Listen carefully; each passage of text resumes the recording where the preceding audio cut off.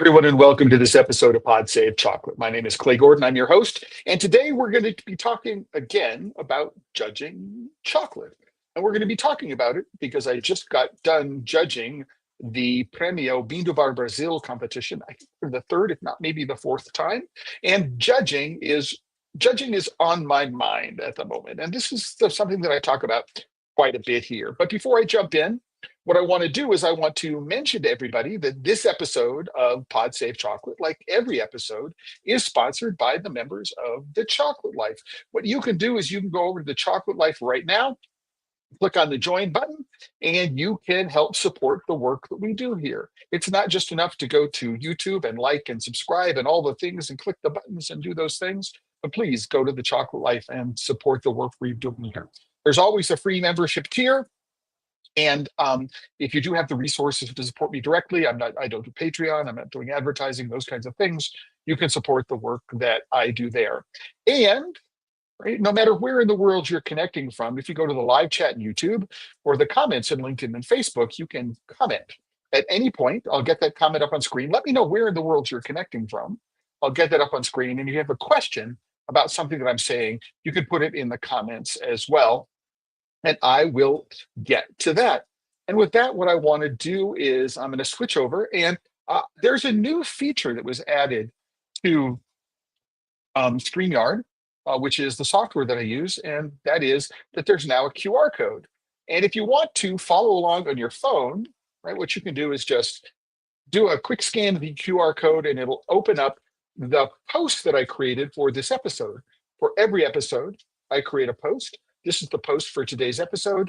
It provides a run of show and talking points, and you can go and refer to it after the fact. So it's a pretty cool thing. But if you go and click on if you go scan the QR code, it will take you directly to the post in the browser, which I think is a cool new feature. I just saw it for the first time this morning, so I thought I would add it to today's episode. And I will add this specific link and put it up on the screen for every episode going forward.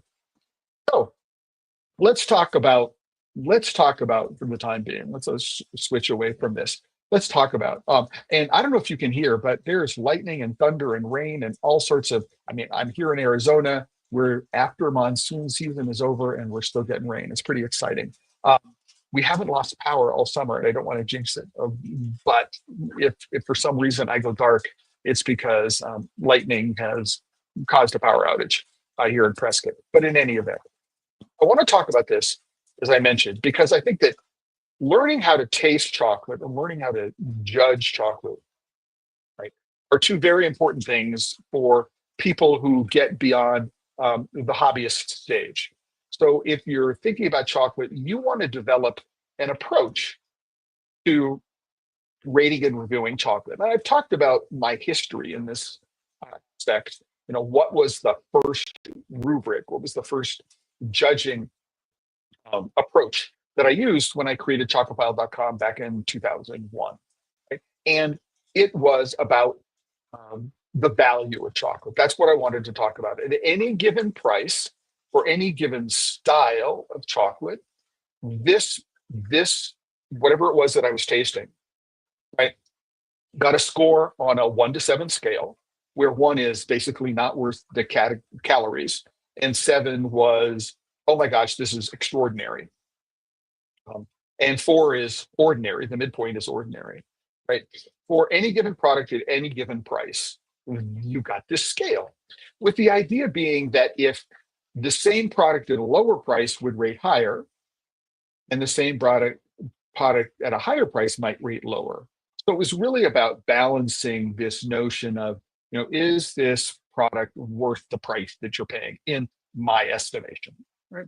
And I was very, very clear about how I set up those rating criteria and what it is that I was using. I published them on chocolatefile.com, and I've repeated them here on the Chocolate Life in posts and in episodes of Pod Save Chocolate. But I had judged 3 international competitions this year so far. I don't have plans to judge anymore, but I've judged 3. One of them is the Craft Chocolate Challenge, for which I am the head judge. as head judge, one of the things that I'm doing is I'm working with the organizer, right? And what I am doing is I am helping create the judging criteria and the language that is used to language that the judges used when they're sitting down and they're judging each one of the entrants in it. So that's one of the things that a head judge does. The Craft Chocolate Challenge, the 2025 round, was the third time, and I've done 3 of the 4 editions of the Craft Chocolate Challenge. Right. I've also did the Ecuadorian Cacao Innovation Awards. This is the first year, the inaugural year of that competition. And while the Craft Chocolate Challenge has an innovation category, the Ecuadorian Cacao Innovation Awards is all about judging and awarding innovation, which is a very, very different thing, as you might imagine, right? Because the normal criteria that are used in other competitions are not a part of focusing on awarding innovation. And then the third one that I done this year, and this is the one that I completed a couple of weeks ago, was the Prêmio Bean-to-Bar Brazil. All 3 of these were done remotely. The chocolates were sent to me. And in the Craft Chocolate Challenge and the Ecuadorian Cacao Innovation Awards, what they do is they send you, if you're judging a drink, they're sending you an entire bottle. If you know, or no, the Craft Chocolate Challenge is they're sending you an entire bar, whatever the presentation is. At the Cacao Innovation Awards, there was a balsamic style vinegar, and we received an entire bottle of vinegar. So it's really, really cool. So, I mean, those that there with the Prêmio Bean-to-Bar Brazil, what there's done is there's a stock mold. Everybody who enters the competition has to use the same mold, right? Number one, to de-identify who the maker is. So I can't look at it and go, I know who this is, and sort of maybe subliminally that might influence the way I judge something, right? There are a lot of people who don't like that because they say, I temper my chocolate for the mold that I use. And if you put this in a different mold, that's going to throw my temper off. That may be true, maybe not true. However, people believe that it's true. And it's certainly the case that the cross section of the mold, so the thickness of the mold, does have an effect on both the bite and the chew, as well as the way the chocolate melts. I mean, the thicker the piece is, the harder it is, the more effort is going to be required to bite it and chew it, and that it's going to have an effect on the melt. That is a good thing and a bad thing. If everybody is using the same mold, then you're judging bite and chew and melt on a much more level playing field. So as a judge, I prefer that. What's also the case with respect to the Craft Chocolate Challenge, the Innovation Awards, and the Prêmio Bean-to-Bar Brazil is the number of categories that there are. So in the Craft Chocolate Challenge, there's a plain and flavored dark chocolate category, a plain and flavored milk chocolate category, a plain and flavored white chocolate category, and then an inclusions category. So people judge, so the bars are organized, the entries are organized into those 4 categories. And you judge them. You might use, excuse me, as a judge, you get to you figure out how you want to apply the criteria for each one of the categories. In the Prêmio Bean-to-Bar Brazil, there are only 2 categories: plain dark and plain milk. And in many respects, this makes the competition much, much easier, because everything is going to be judged along the same lines. So you're not going, oh, this is a plain bar, this is a flavored bar, this is a plain entry, this is a flavored entry, this entry has inclusions, and you're just bouncing back and forth. So as a judge, one of the things that I do is I think about how, you know, is this plain, is it flavored, and organizing the way I judge so that I am as consistent as possible. I'm not doing as many mind changes as necessary to go forward. The Ecuadorian Cacao Innovation Awards, while there were categories, it wasn't clear that we were judging within the categories. So also something very different about that award, right, is that, and I had no input whatsoever into the judging rubric. I got a spreadsheet. The spreadsheet had all of the entries in it. It had all the categories, and the only explanation of how to judge was the notations for each one of the categories. For the Craft Chocolate Challenge, there's a page, there are descriptions of what we're going to do. Um, write those, write those. And for the Prêmio Bean-to-Bar Brazil, it's an electronic judging form, right into a database, and there is a description of what the criteria for judging are for each of them. So this is following up on a recent episode 143, critiquing judging, judging innovation, which is about, I believe it was the Ecuadorian Cacao Innovation Awards directly, talking about innovation, and then going back, 50 episodes almost, is judging chocolate. So this is a topic that I've been talking about. So I also talk about, I have been a judge at the International Chocolate Awards, not this year. I have done it in country in Peru. I've done it at the regional level for the Americas round. And I've also done at the World's round in London. So I've judged it many, many levels for the International Chocolate Awards. I was also a judge at the Good Food Awards. I judged twice, and only in the confections category. And in the Good Food Awards, I was a part of the advisory team that developed the guidelines for what qualified as good within the category, within the chocolate and confectionery category. So, and so I've been doing this for quite some time, and I've been judging lots of different competitions. I've never judged at the Academy of Chocolate because they don't support travel going to London to do the judging. And so I've never been in London when the judging was being done. I've also never been asked to judge at the Northwest. Although I've been asked to judge at the Academy of Chocolate Awards, I've never been asked to judge at the Northwest Chocolate Awards. So that's why there's not what's not listed here. And before I continue, I want to do a quick shout out to Mike King at Encore Coffee, who's checking in from Kansas City. Hey, Mike, it's good to see you this morning, and hope you're doing well, and all of that kinds of stuff. We're starting to put heads down and getting ready to the holiday season. So it's hope progress on that is going well for you, Mike. All right. And Mike I know, has been a winner at the Craft Chocolate Challenge on more than one occasion, and is going to be an exhibitor at the upcoming Midwest Craft Chocolate Festival in Rushville, Indiana, the weekend before Thanksgiving this year. So if you're in the Midwest, want to have some great chocolate, go to the Midwest Craft Chocolate Festival. I'm going to have an episode of Pod Safe Chocolate with Dustin Cornett, who's the organizer of the Midwest Craft Chocolate Festival. I think it's on the 14th of October. And so we're going to go over what's special this year, what's different from last year, what you can expect. And hopefully that month will give you an opportunity to, if you're anywhere in the region and you're at all interested in chocolate, that what you're going to do is you're going to plan to go to Rushville, because it's a really, really special,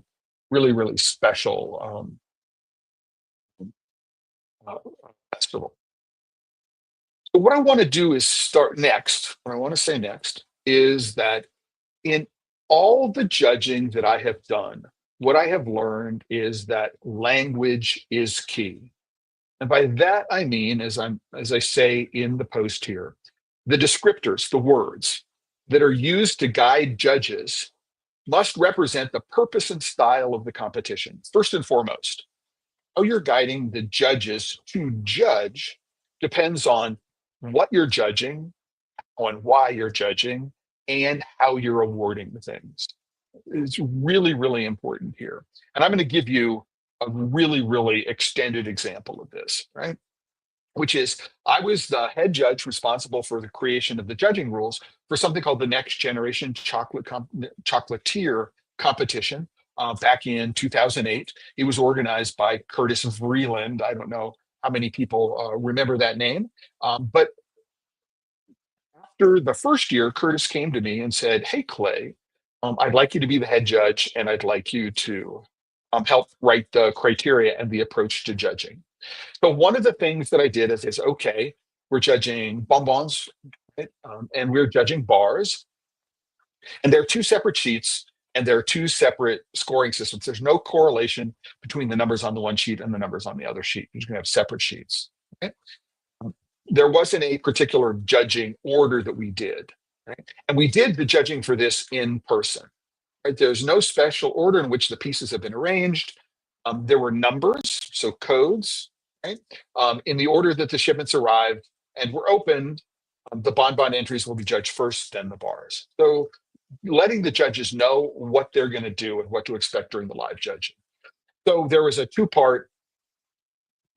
things that we asked in advance, one of which is an initial assessment. In your opinion, should the piece be considered for any award according to the criteria?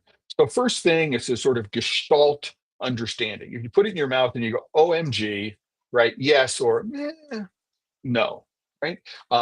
And you judge this just using a plus or a minus on the score sheet. Plus means you thought it should be considered be an award. Minus, you said no. Right? So that was simple and straightforward. And there were, I'm going back to 2008 and using plus or minus for taste and technique and an overall for yes or no. So we weren't judging these on a scale of 1 to 5 or 1 to 11 or anything. It's just like yes or no. This is what I wanted to do, right? The strength of conviction is if you had to choose between two or more pieces for an award. So we got through this thing and we had two or more entrants which had the same final score. Would you advocate harder for this one or another one? And so high, medium, and low were how people to do this. I really strongly feel that this deserves an award, right? Or, this is award worthy, but, I would choose another one over this one. Right? And the reason why we did it this way is that we had only three categories for this awards. The number one was best bonbon.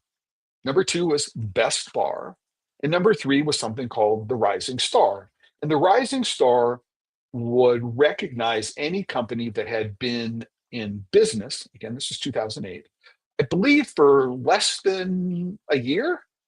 It might have been a bit longer than that. But the idea was we wanted to recognize the work of people who were new into the market. Right?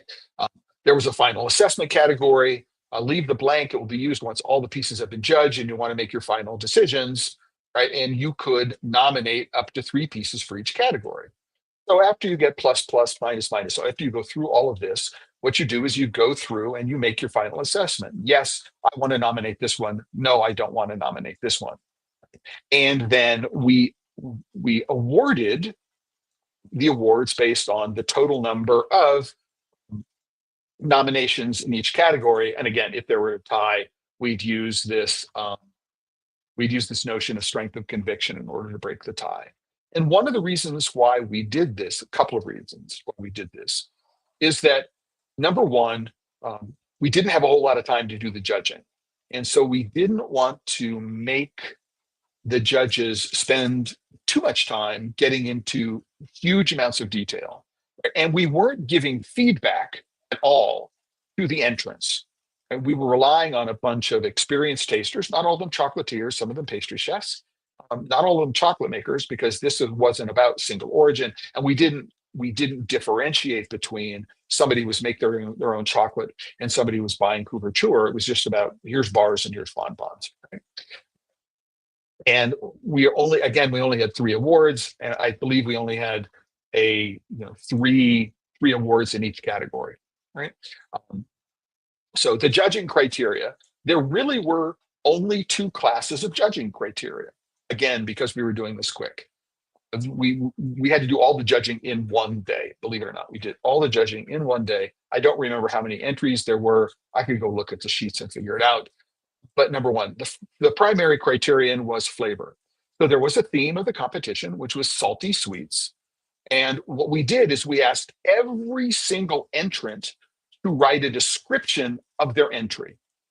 So one of the entries was 73% Venezuelan chocolate with a butter and celery toffee, toasted hazelnuts, salted pistachios, and a light sprinkle of Portuguese sea salt, flor de sal. The toffee is made with celery for its intense saltiness, right? It balances the sweetness of the toffee, intensifying the caramel notes. Pistachios are salty, but the hazelnuts are not. Again, contrasting the two wakes up your taste buds and contrasting the two wakes up your taste buds and keep them at tension. The piece is finished with the flor de sal from the Algarve region of Portugal, which is like a crunchy little snowflake. Right? So for every single entry, every judge had a description put together by the entrant of what they were attempting to do with that particular product. Okay? And then the criteria were, after reading the description of the written piece and then tasting, how well, in your opinion, does the piece deliver on the chocolatier's description and how it meets this year's theme. So there were two things we were looking at. Did it match the description? And did it meet the theme? Flavor is the most important criterion. If the flavor piece fails, in your opinion, to match the description and or deliver on the theme, you may at this point give it a no assessment, a minus, right? Or you can give it a plus. Right? So we're looking at those things. So the second one was technique. So technique refers to the combination of texture, mouthfeel, right, and appearance, both of which have to do with tempering. And not just tempering, but if you've got a ganache center or a caramel center, you're evaluating the texture and mouthfeel of those. If you do cut a cross section, everybody has whole pieces to judge, not partial pieces. Then that's a part of the assessment. Overall, your technique assessment reflects the judgment of your judgment of the entrant's grasp of the medium of chocolate. Texture mouthfeel covers the texture of the filling and the balance of taste and textures between the filling and the shell. Appearance covers the mastery of work skills, tempering, surface appearance, consistency of shell thickness, cleanliness of bottoms, and things like that. So what we're doing here is different from the way the judging rubrics are constructed for the International Chocolate Awards, the Cacao Innovation Awards, and the Prêmio Bean-to-Bar Brazil. Because what we're doing, and this was after long conversation with Curtis about what it was that he hoped to achieve and what it was that he wanted to reward in terms of entrance. This is the judging rubric that we developed together. And this is how it was expressed to the judges. Now, I was present as the head judge during the entire judging day or days. Maybe it was 2 days, maybe bonbons on one day and bars on another. Again, this is 17 years ago. Some aspects of this are completely lost to what is going on. But what I wanted to do is I wanted to let you know, or I wanted to show you how there is a direct relationship between what the competition is about, things like the number of categories that are and subcategories there are, and the criteria for judging things, and how that is going to have an effect on language. That's the whole point of this here. There wasn't enough sponsorship, so I think this lasted for maybe 2 years, maybe 3. I'm not entirely sure, but because of sponsorship or lack of sponsorship, it didn't continue. So for me, this was really fun. I was the head judge. I got to taste everything. I didn't judge because I was there and I was asking questions, right, of all that the judges might have about interpretation of things during the course of the day, right, and making sure that everybody was happy. But what I want to do is I want to take this discussion of language a little deeper and talk about 2 categories, aroma and flavor. So if you're watching this, you can see the 2 categories, aroma and flavor, and the fact that they say these 2 competitions use the same scale, 1 to 5. Right?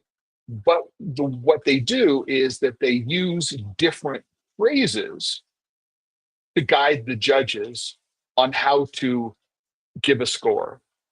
I'm not going to identify which one is which. You may, if you're an entrant, you may be able to figure this out. But for competition A, an aroma score of 1, which is the lowest score, right? For competition A, it gets the lowest score is 1, and the descriptor of it starts off with a single word. So it says unpleasant, right? So the aroma is unpleasant, and then the modifier of the word unpleasant is not acceptable for chocolate, right? And for the other competition, competition B, rather than using the single word unpleasant, it uses the word disagreeable, right? And then it describes disagreeable by using the words alarming or unenticing. Hope you can understand that not acceptable for chocolate, right, and alarming and unenticing are two very, very different ways to think about the chocolate, right? Unpleasant and disagreeable are very, very similar. So I can find something unpleasant, I can find something that's disagreeable. This might be cultural. So one of the competitions, the primary language is English. The other competition, the native language, the primary language is not English. And so this may be a translation issue in terms of getting the foreign language into English for one of the competitions. But unpleasant and disagreeable are interesting, right? But what is an alarming aroma? It's an alarmist phrase. I don't know what that means. Unenticing is one way to think about it. And I think, and there's less judgmental. This is an unpleasant aroma that is not acceptable for chocolate. Why am I saying this, right? If you are creating your own judging rubric, right, what you want to do is you want to have your own language which describes each one of the criteria. So if you decide you're going to judge on appearance, and you're going to judge on aroma, and you're going to judge on flavor, and you're going to judge on texture, or which might be bite and chew, which is different from mouthfeel. So for each one of these criteria, what you need to do is you need to set for yourself, what do you mean when you're doing this? When you're doing this for a judging competition, or a competition in which there will be more than one judge, what you want to do is you want to make sure that all the judges are using the same reference points in terms of their judging, right? So that there is a consistency. When somebody applies a 3 to an entrant, that everybody agrees on what 3 means. And this is why this is important. So for competition A, an aroma, discrete. Okay, so discrete. And for competition B, it's unobtrusive, right? Basic or imperceptible, discrete. Basic or imperceptible, unobtrusive, basic, but not bad. So here's, I hate to nerd out, from a grammar perspective and be pedantic or anything like that, but the word "but" there, this is basic but not bad, which is slightly different from basic and not bad. So this is one reason where language, right, can influence the way judges think about things. So in aroma, the 3, the midpoint is nice, right, for competition A, and pleasant, right, for competition B. For competition, nice means it is identifiable. Nice means you can identify it. So nice basically equals you can identify it, right? Pleasant means it's identifiable. So if you identifiable, you can smell it, and you can identify individual components within the aroma, right? And it's interesting, right? So these are very different. These are very different ways of thinking about judging aroma. So number 4, strong and attractive. We've strong and attractive. So now we've sort of broken the single word descriptor, and we've got just the phrase. And here we've got enticing, strong. It's interesting. It's hard to know again, because one of these is translated using an AI. I have a special LLM that uses ChatGPT 5 to do the translations rather than just doing the browser translation. I don't know what Google is using for browser translation.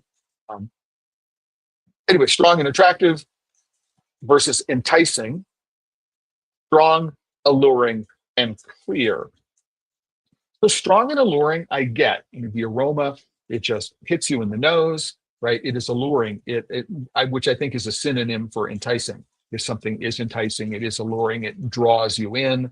And clear it means that it's not muddied, maybe. I don't think there's an explanation of what this is. But strong, alluring, and clear. We have strong, all right, and attractive. And maybe attractive is a synonym. It's not a close synonym for enticing and alluring. Enticing and alluring, I think, are a little more active. For aroma, we have irresistible and surprising for competition A. And for competition B, we use irresistible again. The aroma just grabs you and goes, and just says, oh my gosh, right? And this compels tasting. I smell it and I want to eat it, which is, I think, a really, really interesting way to do it. Astonishing is an interesting use of a word here. And I think when competition B, we'll talk about this when they talk about how they discuss flavor. It says astonishing, and then they've got revelatory, right? So the language chosen is maybe it's hyperbolic, but it's certainly much more aggressive is the wrong word, but it conveys the sentiment of what it is that I'm trying to get across. So these are competition A and competition B, and we have the same number of level of scores, but what we're doing is the judging guidelines are different, right? For each one of these things, how we think about the scoring, right? And this is going to influence the way the judges score things, right? And what's real, so we'll talk about this with respect to something else. I don't have a table for it. I didn't want to get too many examples here. But in flavor, for competition A, right, the word is unpleasant.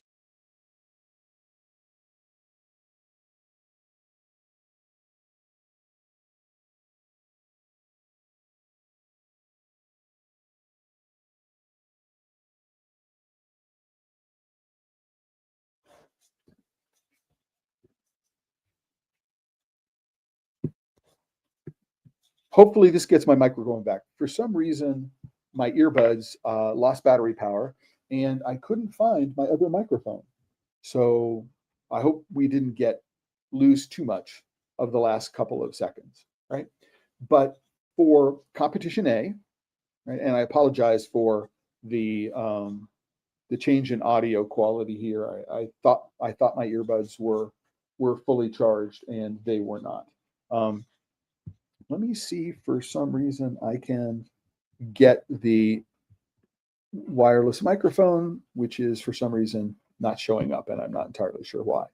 In any event, excuse me. We're doing this live. Technical challenges happen. So on the flavor competition A, we have unpleasant as a description, and for competition B, we have unappealing. Again, these are not synonyms, but they represent similar kinds of evaluations between the two things. Unpleasant, there's something wrong, versus poor and not fine.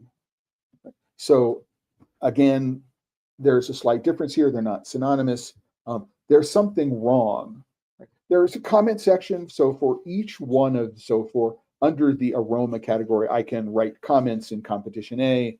In competition B, I think there's another way of commenting on the individual components, right? So again, how you ask people to write things down, and are you asking for feedback that is in digital form. All of these things influence the way judging gets done. So for flavor, competition A is passable, and for competition B, also passable, right? So that's interesting. Passable, but boring or with a defect. So it's a passable flavor, it's a boring flavor. Passable, easy to eat if unexciting. So unexciting and boring are synonymous terms here. So 3, the midpoint, is good for competition A, simple, but with some interesting notes, right? And for the other one, is the word is good, yay, developed with many fine components.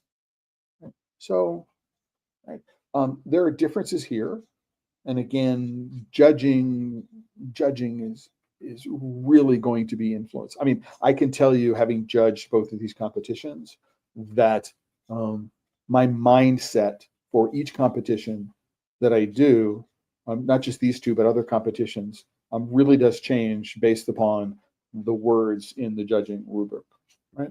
So number 4 in competition A is very good, right?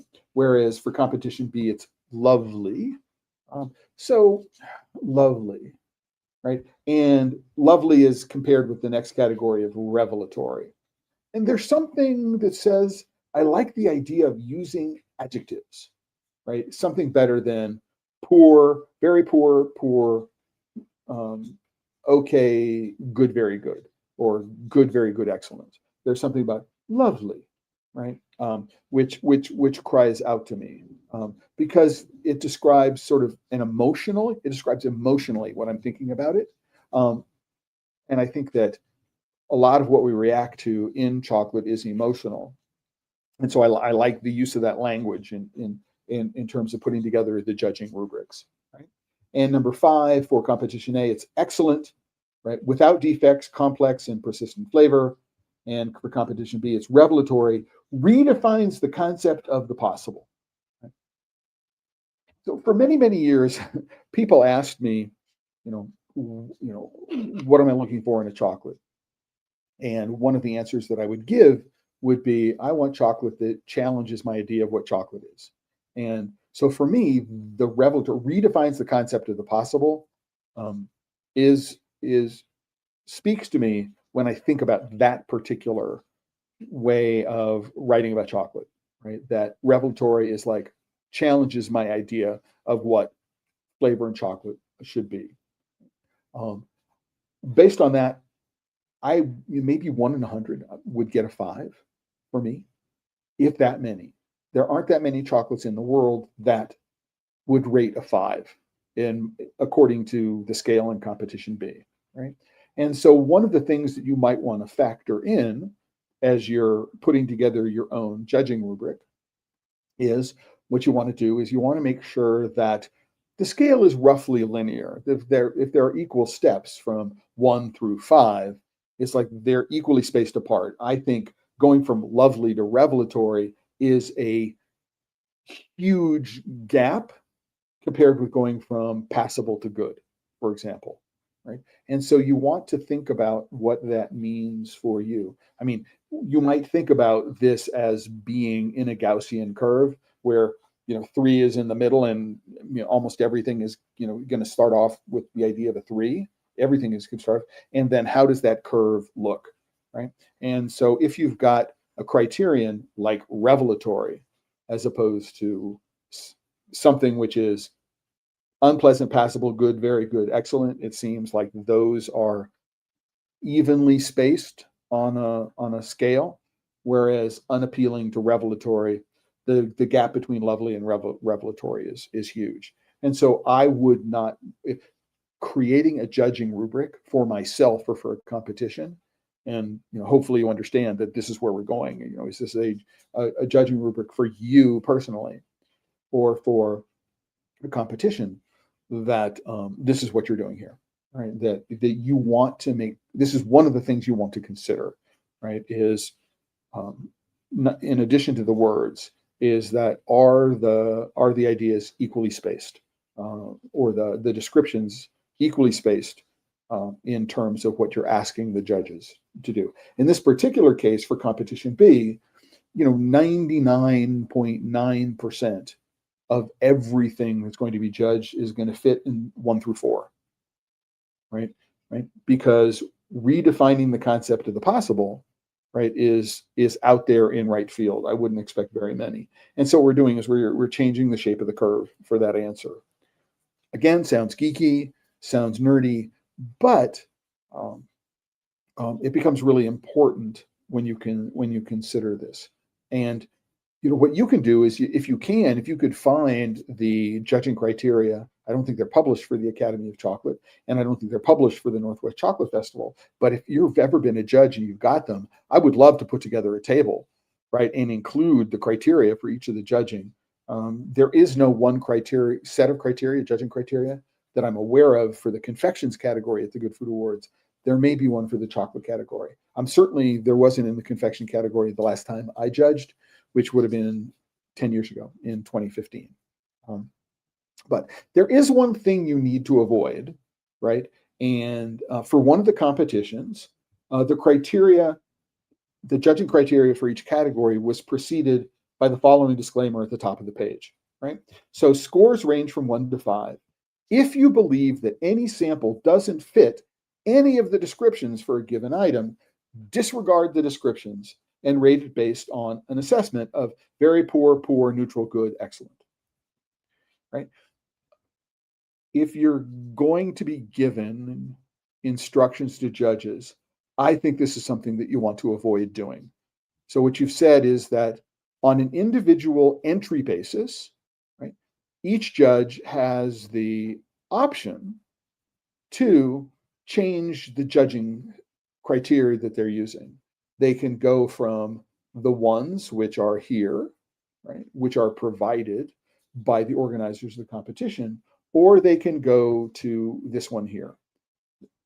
Ideally, what happens is that the judge will say, I am going to select one rubric. So I'm either going to use the descriptors that you've got for your competition, or I'm going to use this one. And they're going to judge it consistently. You don't want, oh, well, the descriptors match, I'm going to use those for this category. Well, the descriptors match aroma, but I don't like the one for flavor, so I'm going to use a different rubric. And no way to be able to signal on the judging form which one you're using. Right? This change of context means that you're actually judging pieces. You as a judge are judging pieces differently within the same competition, and I think that that's something to avoid. The other thing is you've got different judges using different metrics to judge pieces, and so half the judges might use one rubric and half might use another, and then for another piece 80% of the judges might use one rubric and 80% might use one rubric and 20% might use another rubric. This makes it really difficult, I would think, to really understand what the judges really thought about a particular piece. And so I would come up with either use something very simple, 1 very poor, 2 poor, 3 neutral, 4 good, 5 excellent. Use those, right? And use them, and this is what we're doing. Or, right, use your words. Use unpleasant, use strong, use irresistible, use alluring, right? And what I do is I suggest that what you do is you provide a single word descriptor, unpleasant, not pleasant. So it's doing that. And then provide a short description, somewhere between 4 to 15 or 4 to 20 words, right? That's got here, and everybody will understand it. And as a judge, what you want to make sure is, as an organizer, what you want to do is you want to make sure that if judges have questions about what you mean, that you answer those questions. And what I would do this is I would do it as in a video call, a training video call with the judges in advance, right? So that people could ask questions and get clarity for things. So everybody is judging. You want your judges to essentially be judging from their perspective, right? But according to the same metrics, which is a challenge, but is doable if you do a good job of figuring out what the descriptions are. But again, going back and forth between one rubric and another rubric is is not a good idea, in my opinion. And I hope that I've explained to you why I think it's a bad idea. And do you agree with me? I mean, in the comments, let me know. Do you agree with me that you know it's a challenge to do this? If you're doing this on your own, right? What you may want to do is you might want to start off with something simple like this: very poor, poor, neutral, good, or excellent, and then add a description after this, which talks about what you mean. So very poor, you might go, oh, this is level 2, very poor.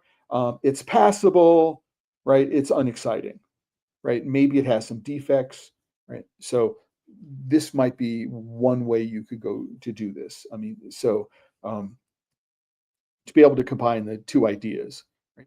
And this enables you as a hobbyist judge or somebody who is doing this as an avocation rather than a vocation, or somebody doing just because they love chocolate, they want to do it, to be able to keep the same scores, right? And then hone in over time on what they mean.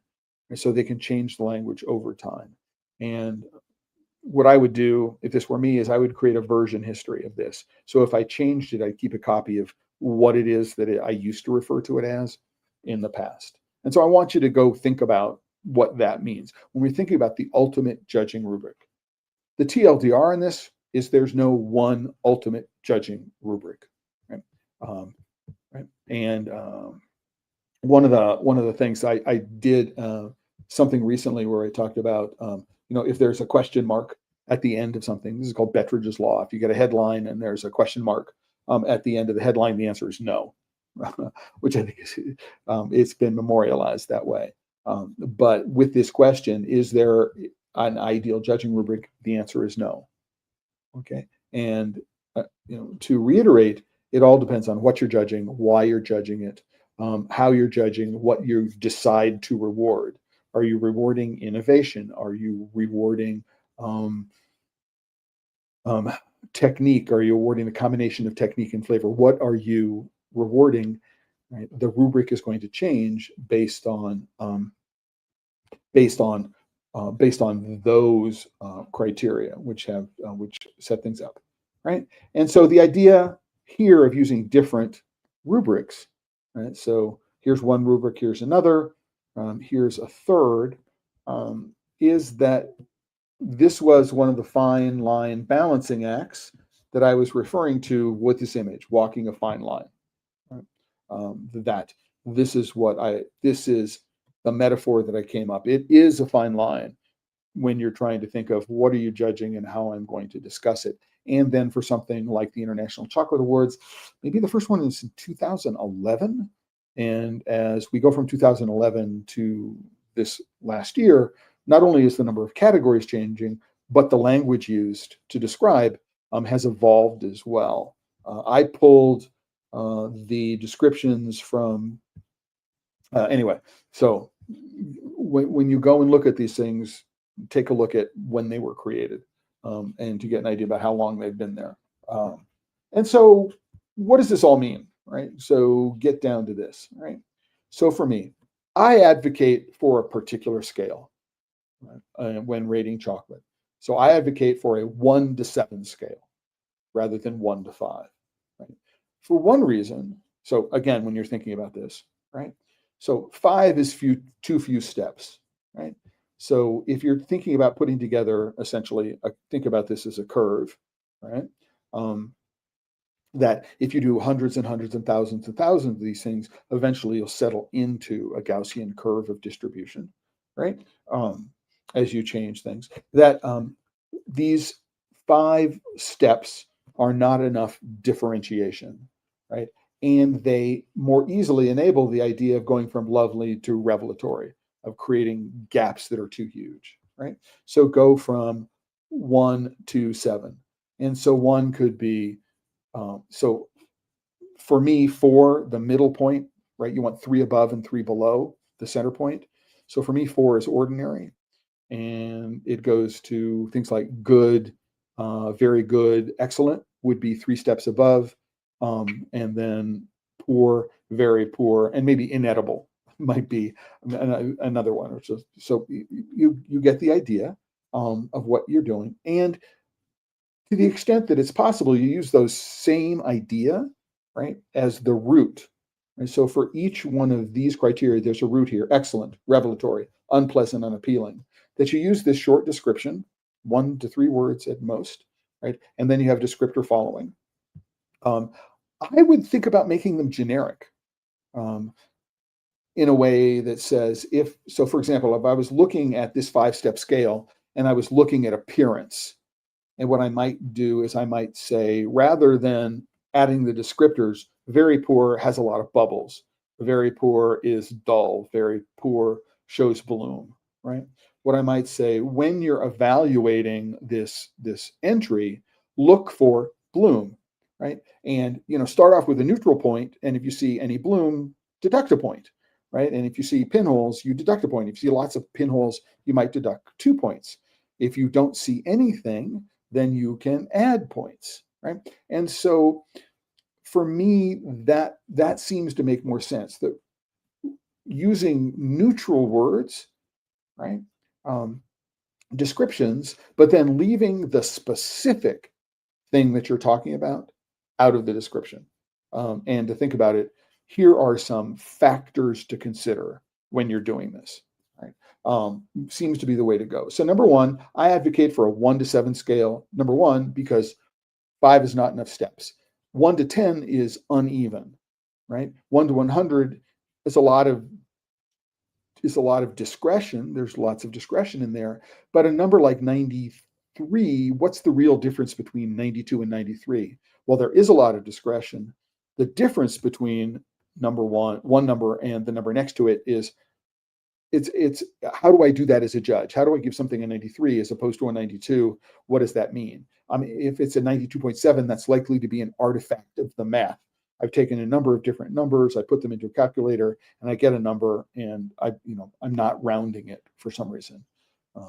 In the reference standard, Georg Bernardini had a 4-digit, 99.26, and again, artifact of math. Nobody has got a 1 part in 1,000 ability to differentiate flavor. It's just a math thing. So think about that.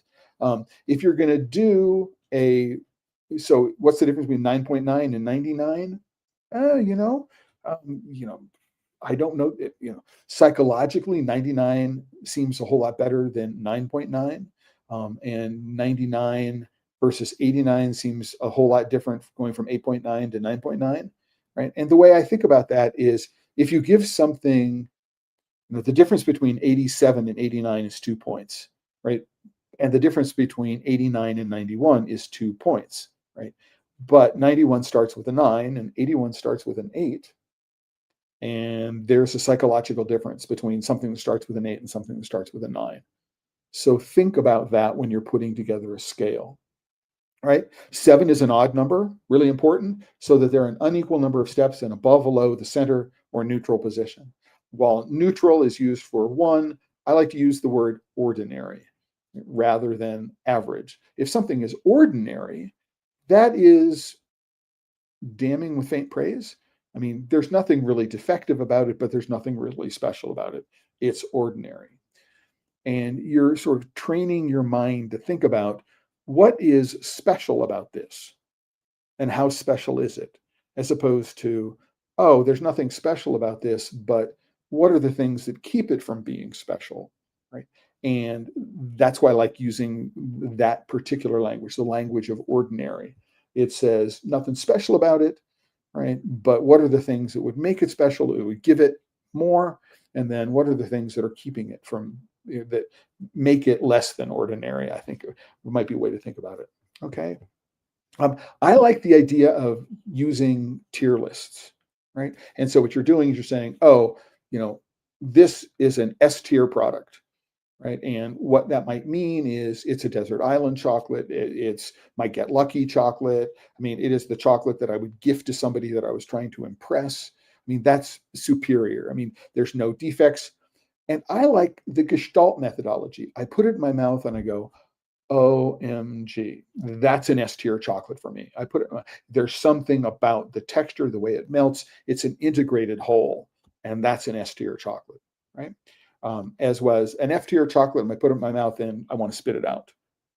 And I think that so rather than going S, A, B, C, D, F, which has got 6 levels, a standard tier, to it, that what you've got is you add a 7th term in the middle. So an SAB, then an ordinary, and then a CDF. I do advocate for that. S tiers are really great. I'm going to take, there's something physical. I'm going to take this product and drag it into this tier. All right. Really, really cool. Right. So I also start off, as I mentioned, I advocate for starting out with giving every component the midpoint score. Start off with 4. This is ordinary. Right. There's nothing special about it, which is another way to think about it. Right. And then to say for every aspect of this that makes it special, I'm going to add points to it. Right. And then for every aspect of this that detracts from it being ordinary, I am going to remove points from it. Right. And 7 points on the scale. Why would I go to 9? Why would I go to 11? One of the reasons why you might not go to 9 or might go to 11 is you need to find words like very poor, neutral, good, or excellent. You need to find descriptors. And the more of these you have, the more difficult it is. There's also, a tool in information, cognition, things like that, which is around chunking 7 plus or minus 2, what the brain can keep in mind. 7 is sort of an ideal number, right? We tend to chunk it. It's one of the reasons why US phone numbers are the way they are. It's 34 or 334. The area code is 3 digits. Then we've got the first 3 and then the 4. It's really easy to go bump, bump, bump, bump, bump, bump, bump, bump, bump, bump. That rhythm helps us remember things, right? And so, we have adapted ourselves to thinking that way. So I would think about that. If you're going to do a 7-point system, yay. 9-point system, it becomes much, much harder to do this. There may be too much, the things may be too close together, and the difference between one step and the next may be too close to each other, and it may not be meaningful. And so you need to think about this concept, sometimes called chunking, right, to do this. And that's why I settled on, why I gravitate, not why I settle, but what I gravitate towards a 7-point scale, right? And in the end, what I tried to do is I tried to synthesize many of the thoughts after completing the Prêmio judging, right?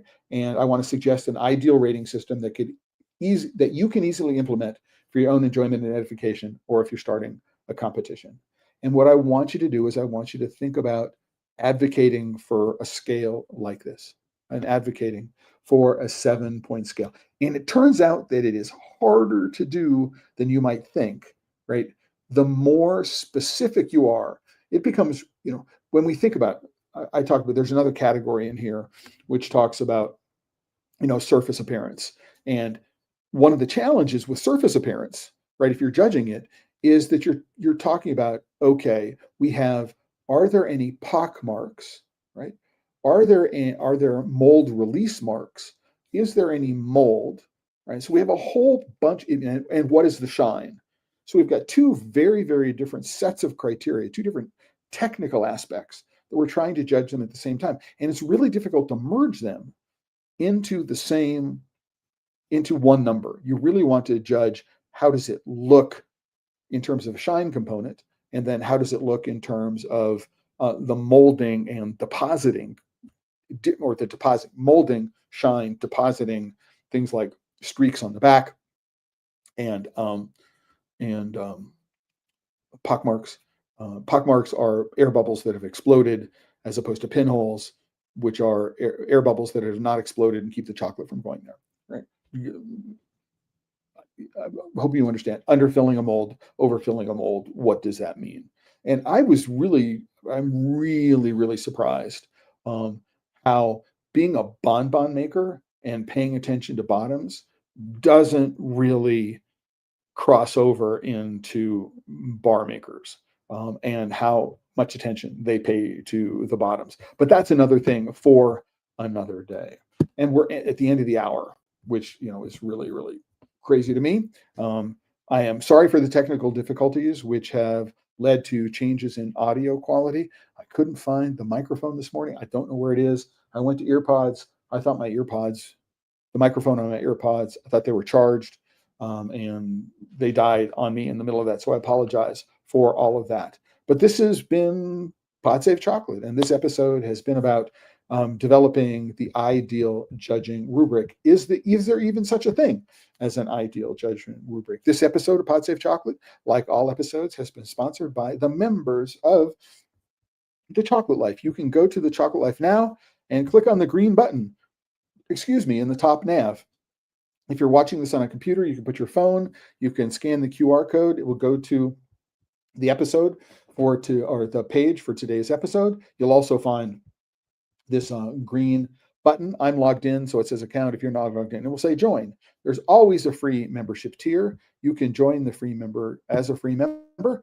You'll get the monthly newsletter. You can participate in the monthly AMA calls, which third Sunday of every month if I'm not traveling.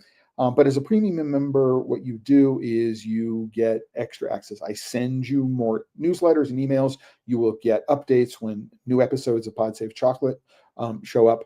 And you also get, at the higher levels, you get coaching and consulting hours included in the membership. So please consider supporting what it is you're doing. And if you're watching on YouTube, click all the buttons, like, subscribe, share, comment, do all the things that will help grow the community. And with that, I am done for today, for this episode of Pod Save Chocolate. I don't have an episode for this coming Tuesday put together yet. Not entirely sure what it is. But if you go to the post for today's episode, what you'll do is you'll see that I've already scheduled 2 episodes for October. One is an interview with Dustin Cornett. We're going to be talking about the Midwest Craft Chocolate Festival. And then I'm also going to be doing a live interview and tasting with Tandy Peters. Tandy Peters of Embers Chocolate here in Arizona. She's got some exciting stuff that's going on in terms of the business, and we're going to be talking about, business risks in this economic environment and what's going on. She's also got a bunch of holiday flavors, and so we're going to be talking about that. If you are a chocolate maker and you'd like to send me chocolate to taste and do a live interview, send me an email. You can send me an email. Go to the Chocolate Life. There's a contact. You can click on. There's a contact in the top nav. You can send me an email and say, "Hey, I'd like to be on an episode of Pod Save Chocolate, a tasting and interview episode of Pod Save Chocolate," and we will make that happen. And with that, we're done for the day. Everybody, if you're watching this on a Friday, have a great weekend.